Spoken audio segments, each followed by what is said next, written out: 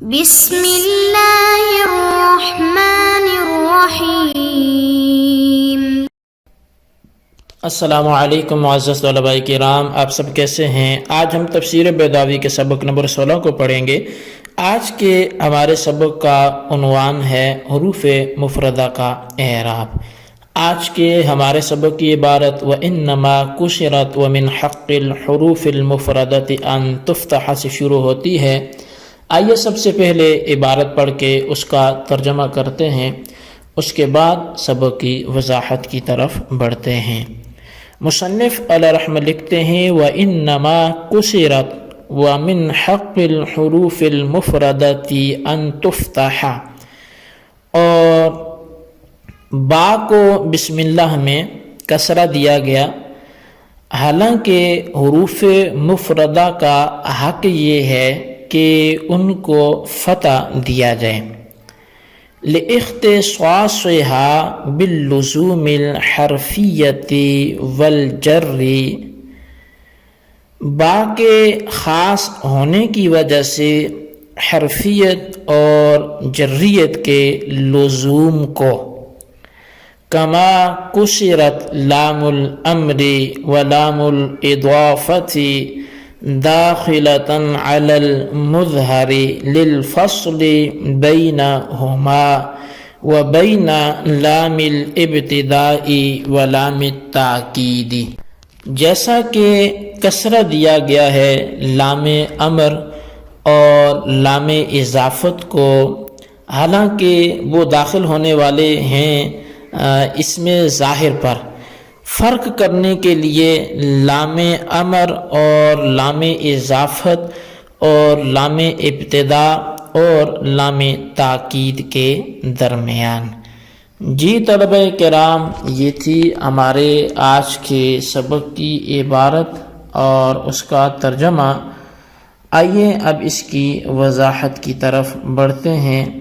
اور سمجھنے کی کوشش کرتے ہیں کہ آج کے سبق میں مصنف ہمیں کیا سمجھانا چاہتے ہیں۔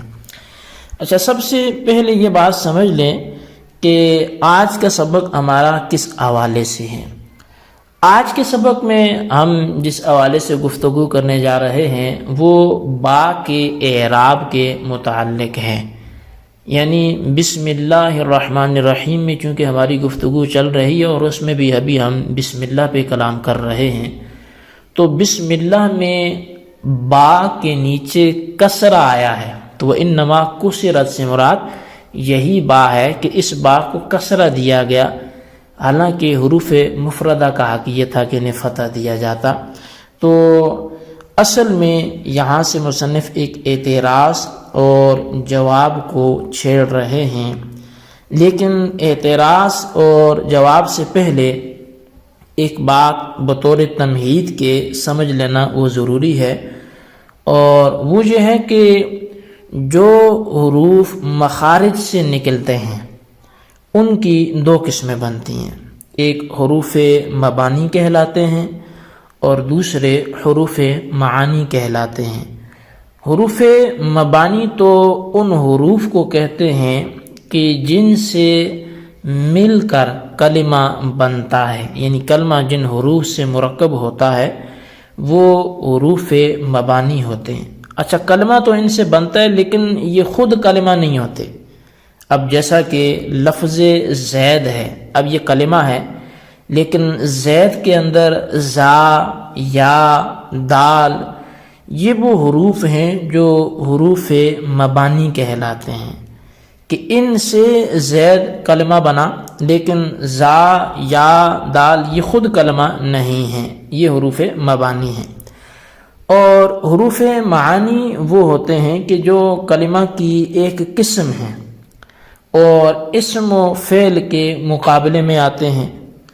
حروف مبانی اعراب و بنا کے ساتھ متصف نہیں ہوتے، یعنی جو کلمے کے اجزاء ہوتے ہیں یہ اعراب و بنا کے ساتھ متصف نہیں ہوتے، کیونکہ اعراب و بنا یہ کلمے کی صفت ہے اور حروف مبانی کلمہ ہی نہیں ہوتے، تو لہٰذا ان پر اعراب بھی نہیں آتا۔ جبکہ دوسری قسم یعنی حروف معانی یہ بنا کے ساتھ متصف ہوتے ہیں، یعنی مبنی ہوتے ہیں تمام حروف، اور جب بنا کے ساتھ متصف ہوتے ہیں تو بنا کی اصل حالت جو ہوتی ہے،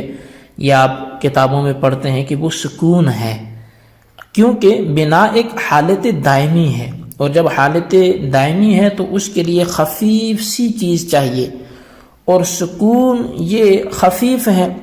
لہٰذا یہ حالت مبنی کے زیادہ مناسب ہے، کیونکہ جو حروف مفردہ ہیں یعنی جو ایک ہی حرف رکھتے ہیں، جیسے کہ لفظ با ہے، تو اس کو اگر ساکن کر دیا جائے تو احجاف کلمہ لازم آئے گا، اور اس وجہ سے اسے حرکت تو دینی چاہیے گی کہ اسے پڑھنا تو ہے، سکون تو دے نہیں سکتے، لیکن حرکت بھی ایسی ہو جو سکون کے کچھ مناسب تو ہو خفت میں، کیونکہ سکون تو خفت کی وجہ سے تھی نا۔ تو اب فتح، ضمہ، کسرہ یہ تین حرکات تھی، تو کون سی دی جائے؟ تو فتح سکون کے مناسب ہے، لہٰذا حروف مفردہ پر فتح آنا چاہیے۔ اب یہ سمجھیے کہ حاصل کلام یہ نکلا کہ جتنے بھی حروف ہیں ان کا حق یہ کہ انہیں فتح دیا جائے، وجہ یہ ہے کہ یہ مبنی ہے، اور مبنی کی اصل سکون ہے، اور سکون کے قریب فتح ہے، تو لہذا تمام حروف کو فتح دینا چاہیے۔ تو بسم اللہ میں با حروف مفردہ میں سے ہے، لہذا اس کو اس قاعدے کے مطابق مفتوح ہونا چاہیے۔ حالانکہ بسم اللہ میں با کو ہم دیکھیں تو یہ مکسور ہے، یہ بسم اللہ نہیں ہے، بسم اللہ ہے۔ اس کا قاضی صاحب نے اب جواب یہ دیا، یعنی یہ سارا ایک اعتراض تھا کہ قاعدے کے مطابق تو با کو مفتوح ہونا چاہیے، مجرور یا مکسور نہ ہونا چاہیے۔ تو اس کا جواب یہ دیا کہ کسرہ اس لیے دیا گیا کہ ان کو حرفیت یعنی حرف ہونا اور جر یعنی اپنے مابعد کو جر دینا یہ لازم ہے، اور حرف اور جر کے مناسب کسرہ ہوتا ہے۔ حرف کے مناسب تو اس لیے کہ حرف تقاضا کرتا ہے سکون کا، اور سکون کہتے ہیں عدم حرکت کو، اور کسرہ بھی اپنے قلت وجود کی وجہ سے بمنزلہ عدم کے ہے۔ قلت وجود اس لیے کہ کسرہ جمیع افعال پر داخل نہیں ہوتا، اور جر کے مناسب اس لیے ہے کہ جر اثر ہے حرف جار کا، اور اثر اپنے مؤثر سے مناسبت رکھتا ہے، اور مؤثر مناسبت رکھتا ہے کسرہ سے، لہٰذا جر بھی مناسبت رکھے گا کسرہ سے، ورنہ اثر کا مؤثر سے مخالف ہونا لازم آئے گا۔ تو بہرکیف حاصل جواب یہ ہے کہ حرفیت اور جر کے ساتھ اختصاص کی وجہ سے با کو کسرہ دے دیا گیا، جس طرح سے کہ لام امر کو لیفعل میں کسرہ دیا گیا تاکہ اس لام ابتدا سے تاکہ یہ لام امر اس لام ابتدا سے ممتاز ہو جائے جو لیفعل میں داخل ہے، اور ایسے ہی لام اضافت کو کسرہ دیا گیا جو اس میں ظاہر پہ داخل ہوتا ہے تاکہ لام تاکید سے ممتاز ہو جائے، جیسے لزیدن میں لام اضافت ہے اور لقائم میں لام تاکید ہے۔ اب مصنف کی عبارت پر پھر اعتراض ہے، اور وہ اعتراض یہ ہے کہ آپ نے حروف مفردہ کو کسرہ دینے کی علت جو ہے وہ لزوم حرفیت اور لزوم جر کو قرار دیا ہے، حالانکہ ہم دیکھتے ہیں کہ بعض الفاظ ایسے ہیں کہ جن کو حرفیت تو لازم ہے لیکن اس کے باوجود وہ مفتوح ہیں، پھر بھی مکسور نہیں ہے، جیسا کہ واو عاطفہ ہے، فا عاطفہ ہے، کہ باوجود حرف ہونے کے ان پر فتح آ رہا ہے، اور جیسا کہ کاف تشبیہ ہے کہ جریت لازم ہے لیکن اس کے باوجود فتح آ رہا ہے، تو اس کا جواب یہ ہے کہ ہم نے کسرہ کی علت حرفیت اور جر دونوں کے مجموعے کو قرار دیے، اور واو عاطفہ اور کاف تشبیہ میں دونوں چیزیں علی سبیل الاجتماع نہیں پائی جاتی۔ واو کے اندر حرفیت موجود ہے مگر لزوم جر نہیں ہے، کیونکہ ضروری تو نہیں ہے کہ واو عاطفہ کا مابعد مجرور ہی ہو، بلکہ جو اعراب اس کے ماقبل معطوف علیہ پر ہوگا وہی اعراب واو کے مابعد کو بھی دیا جائے گا، اور کاف تشبیہ میں لزوم جر ہے لیکن حرفیت لازم نہیں، کیونکہ کبھی وہ مثل کے معنی میں ہوتا ہے جو کہ اسم ہے، لیکن پھر بھی اشکال باقی رہا۔ اشکال یہ کہ بعض حروف ایسے ہیں جن کو دونوں چیزیں لازم ہیں لیکن وہ مفتوح ہیں، جیسے واو قسم اور تا قسم، کہ ان کو حرفیت بھی لازم ہے اور لزوم جر کے ساتھ بھی مخصوص ہیں۔